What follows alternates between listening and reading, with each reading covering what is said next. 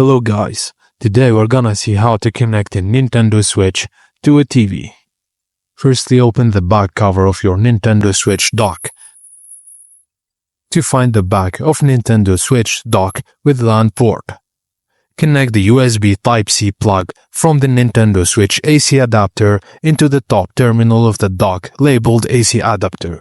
Then connect the other end of the AC adapter to the wall outlet. Connect one end of the HDMI cable into the bottom of terminal of the dock labeled HDMI out. Then connect the other one into the port on your TV or monitor. Just close the back cover of your Nintendo Switch dock, then remove the left and right Joy-Con controllers for the console.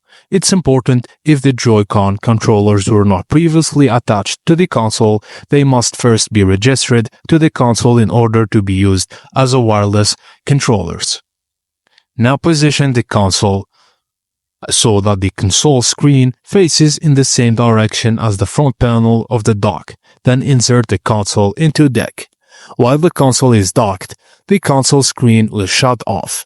Nintendo Switch placed in the dock with LAN port while connected to a power source and TV. And that's it guys. Thank you for watching and please don't forget to like and subscribe for more.